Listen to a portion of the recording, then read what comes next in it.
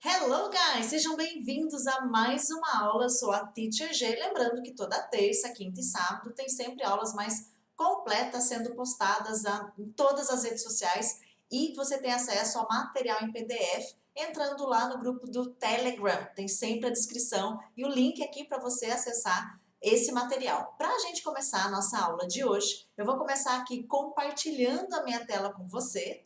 E eu separei um conteúdo que as pessoas estão sempre me perguntando, teacher, eu uso to ou for? Quando eu uso to, quando eu uso for? Então eu separei um material de aprenda a usar to e for na prática, porque a gente vai ver exemplos na prática mesmo de como fica o uso do to e do for. O que é importante você entender? A tradução tanto de um quanto de outro, quanto to e for, é muito parecida, né? A tradução dos dois é muito parecida.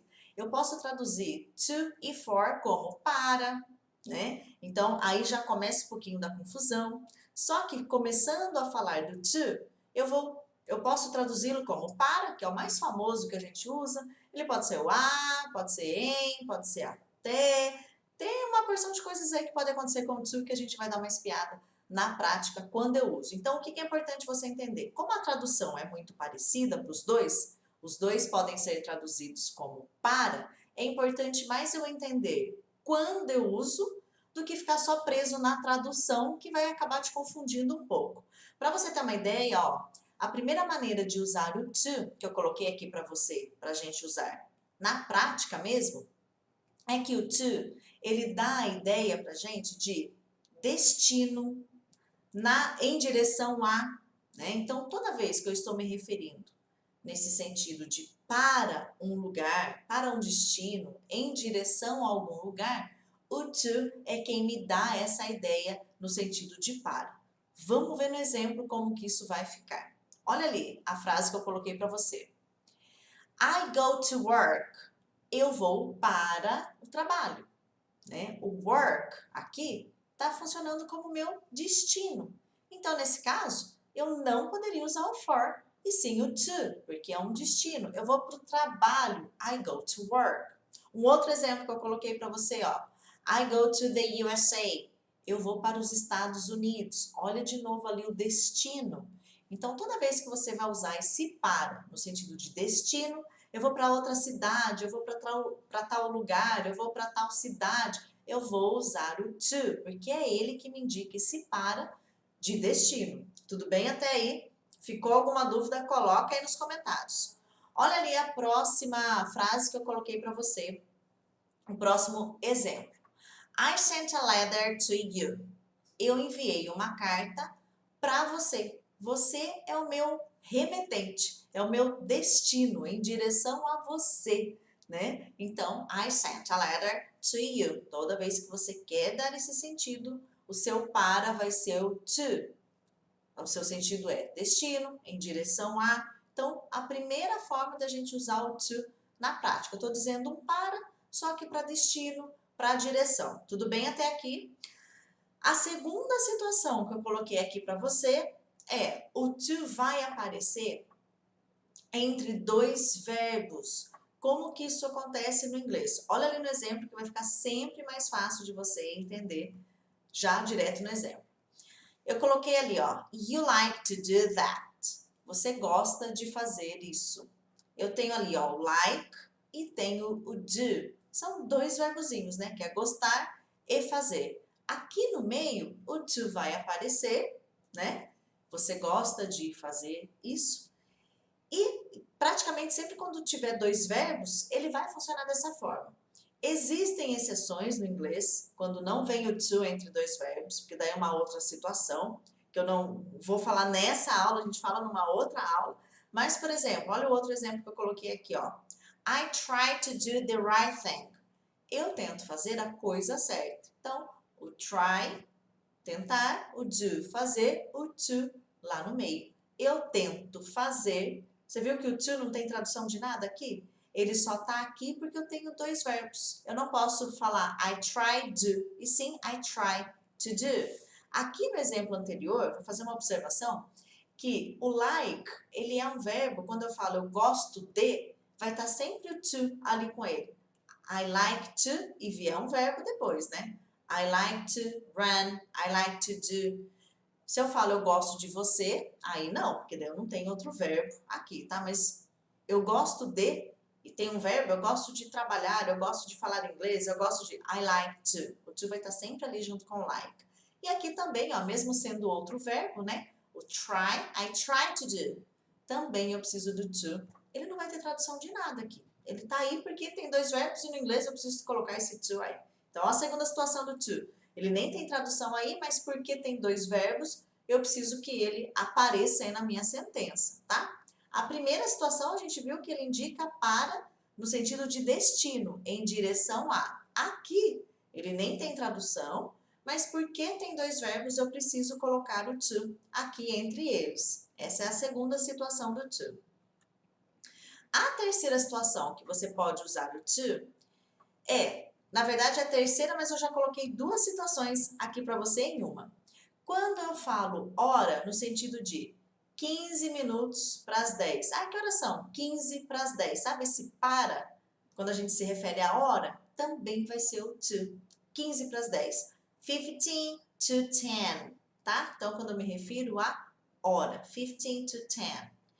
Outra situação do to é quando eu falo algo do tipo eu trabalho de segunda a sexta. Por isso que lá no comecinho da aula apareceu o to traduzido como a, que a é esse, né? Eu trabalho de segunda a sexta, eu faço tal coisa de terça a quinta.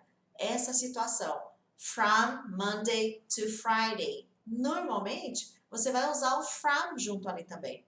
I work from Monday to Friday. Eu trabalho de segunda a sexta. Essa ideia de segunda até sexta. Então, esse from como to, bastante usado quando você quer dizer de algo até algo, né? De segunda a sexta, de segunda até sexta. Então, você pode usar o from e o to. From Monday to Friday. I work from Monday to Friday. Né? Trabalho de segunda a sexta. Então, a primeira situação, a gente viu que o to eu uso para indicar destino, para no sentido de destino, em direção a. Segunda situação do uso do to, a gente viu que ele vai aparecer lá entre dois verbos, nem tradução ele vai ter ali, mas eu preciso dele porque tem dois verbos ali e eu não posso deixar I try do. I try to do. A terceira situação, que na verdade tem duas aqui, né?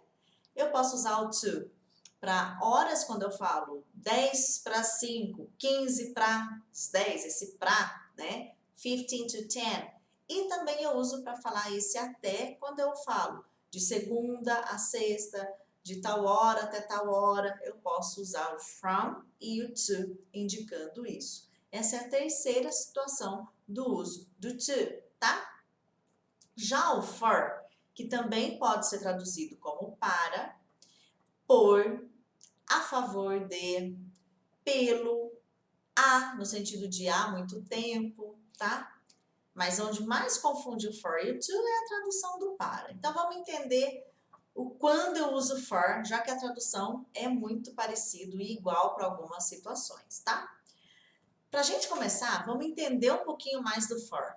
O for, ele sempre nos dá a ideia de benefício, de fazer algo por alguém, no lugar de alguém, tá? Essa é a diferença principal do for. Então, ele vai dar essa ideia de benefício, fazer algo por alguém, no lugar de alguém, no seu lugar, tá?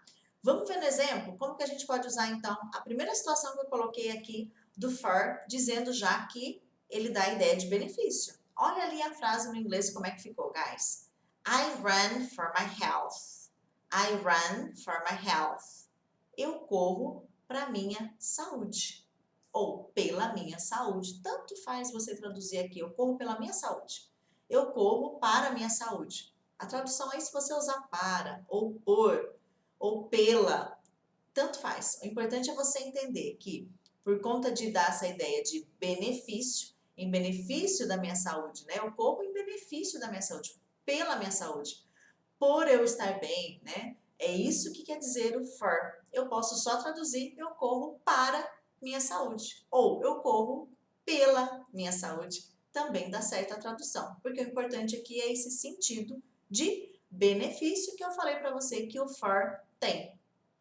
diferente do to. O to não traz essa ideia de benefício. Tudo bem? Então, olha a primeira situação de benefício aí que a ideia do for nos traz. Lembra que eu falei no começo da aula? A tradução é igual, então não fica muito preso à tradução, não. Olha o segundo exemplo ali, ó, que é fazer algo, né? Lembra que eu falei lá que ele dá a ideia de benefício, ele dá a ideia de fazer algo por alguém. Olha a frase. Could you do a favor for me? Could you do a favor for me? Você poderia fazer um favor para mim? Fazer algo por alguém? Inclusive, o for fica como dica aí, ó.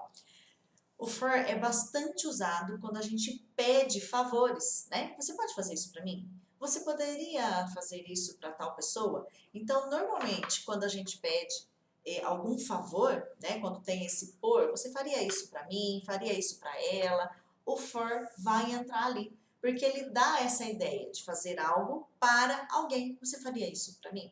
Você faria isso para ele ou por ele? Tanto faz a tradução, tá? Se é para, se é por, mas o importante é você entender essa ideia que o for vai te passar. Fazer algo por alguém.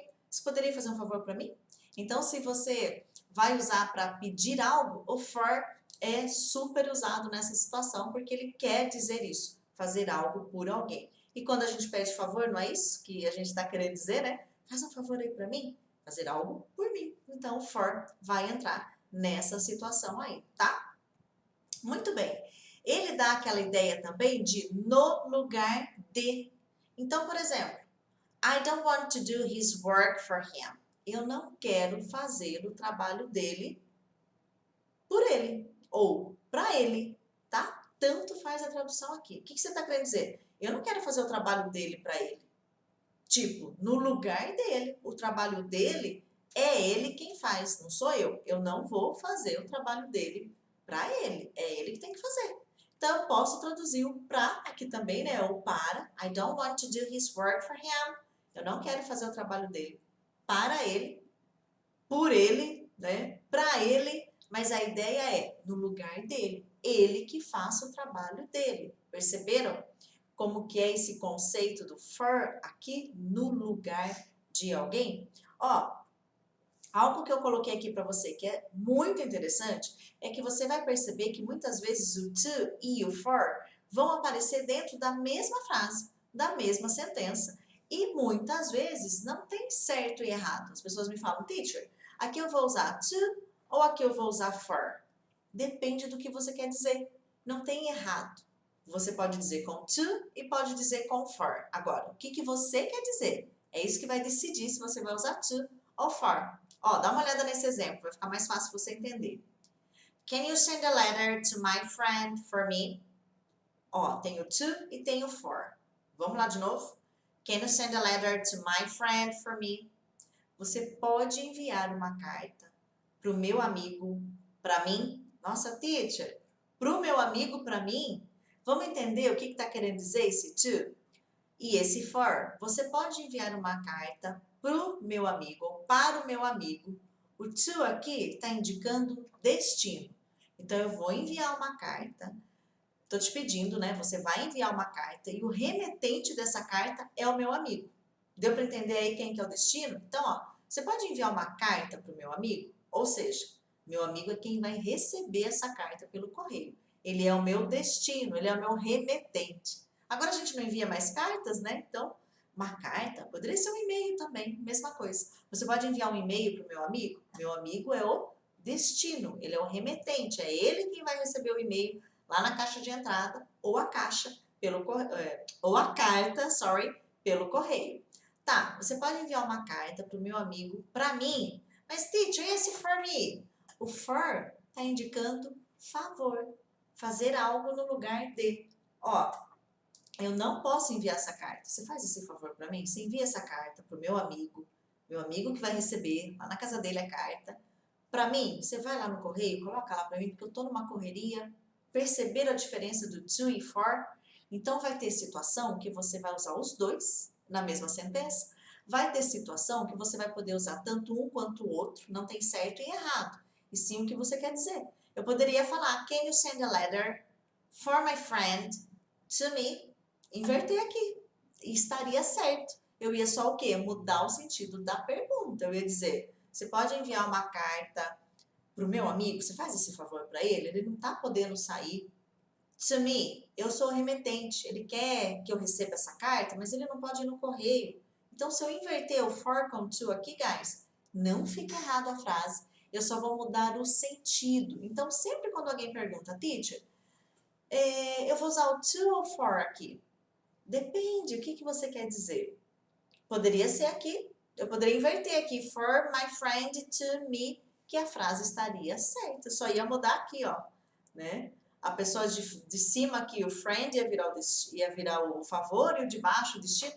Então, não tem certo e errado, sim o que você está querendo dizer, tá? Então, o for e o to tem muito disso. O to aqui vai ser o destino, é o remetente, o meu amigo, e o for é um favor, tá? Outra situação lá do for, né? Ele indica função, ele pode ser traduzido também como a favor de. Por exemplo, função como assim? Olha esse exemplo, ó. The small fork is for salad. Fork é garfo. Eu ia falar colher, é garfo. The small fork is for salad. O garfo pequeno é para salada. Ó, função é para salada e não is to salad. The small fork is for salad. Então, ó, função. O garfo pequeno é para salada, ou seja, a função do garfo é para você comer a salada. Então, essa é a ideia de função. Tá vendo que se a gente ficar só preso na tradução é confuso? Então, quando a gente começa a entender quando eu uso esse, quando eu uso aquele outro, quando eu uso for, quando eu uso to, fica mais fácil da gente colocar na prática, tanto for e quanto to. Olha ali, o for também pode ser traduzido como a favor de. I'm for the plan. I'm for the plan. Eu sou a favor do plano. Gente, sério que o for é a favor de? Sim. I'm for the plan. Eu sou a favor do plano. Bastante usado, aliás, também nessa condição. Para você conhecer, tá? Aqui ele sai da tradução do para, mas para você também conhecer. De repente você vê algo assim e fala, nossa, mas eu sou para. Não tá dando sentido. Então ele também é traduzido como a favor de, tá? Se você quiser perguntar, né? Você é a favor de tal coisa, né? Are you for? Então eu posso usar ele como a favor de. Muito bem. A terceira situação que eu coloquei aqui do for ele dá a ideia de motivo. Eu também posso usar ele quando eu falo algo no sentido de tempo, de duração. Olha no exemplo como vai ficar mais fácil. Ó, we are here for a dinner. We are here for a dinner. Nós estamos aqui para um jantar. Aqui, ó, a tradução dele é para de novo, mas por um motivo, por uma razão. Ah, eu estou aqui para um jantar, eu estou aqui para uma bebida, eu estou aqui para um encontro. Então, por esse motivo, por um motivo, por uma razão, eu vou usar o for nesse para também. For a dinner, por um jantar. Quer dizer, o motivo, a razão de eu estar aqui é o jantar. Tudo bem? Olha a outra situação ali, ó, de duração que eu falei para você. Quando eu falo, esse a, em português, que é aquele a com H e acento, ou por tanto tempo, também dá certo. I've worked here for 1 year. I've worked here for 1 year. Eu trabalho aqui há 1 ano, ou por 1 ano. Tanto faz a tradução, é a mesma coisa, você também usa o for. Eu quis trazer essas traduções do for que talvez você não conheça ou conhece, para você também, quando vê, não imaginar que for é sempre para, pelo, por. Ele também pode dar essa tradução de a, né, de há tanto tempo, ou por tanto tempo, a favor de, né? Então, só para a gente sair um pouquinho daquela caixinha, né? For é por, pelo, to é para. Não, você vai perceber que a tradução pode variar um pouquinho. O que é importante? Você ir revendo essa informação, você ir treinando essa informação e, principalmente, se você ainda não fala inglês, está assistindo essa aula, dia 3 de agosto, começa a maratona inglês com 15 minutos. Para quem que é indicada a maratona? Se você ainda não fala inglês, mesmo que você já tenha estudado inglês antes, ou não, mas ainda não fala inglês, porque muitas pessoas me procuram e falam, teacher, eu já estudei inglês antes, eu já tentei várias vezes, mas eu não consigo falar. Então, a maratona vai ser exatamente para isso, fazer você falar com técnicas que a gente vai aprender, que eu vou te ensinar a gente vai ter atividade prática, a gente vai ter aula, vai ser muito bacana mesmo. Tudo na prática para desenvolver a sua fala. Então, mesmo que você já tenha estudado antes ou não, você pode participar da maratona. Para se inscrever, o link vai estar na descrição desse vídeo. É um evento gratuito. Participe comigo e durante a maratona, durante toda a semana da maratona vai estar acontecendo live, todo dia às 5 horas. Então, vem maratonar comigo que eu tenho certeza que você vai alcançar resultados extraordinários durante essa semana, se você ainda não fala inglês. Se está assistindo essa aula pelo YouTube, já se inscreve aqui no canal, deixa o sininho acionado, você vai receber aviso de live, você vai receber aviso de quando tem um vídeo e uma aula nova para você no YouTube, e também tem a descrição para você entrar lá no grupo do Telegram e baixar esse material do 2e4. Se você quer esse material em PDF, 2e4, lá no grupo do Telegram eu posto a aula e já posto o material para você continuar praticando. Então, guys, see you! Até mais! Bye, bye!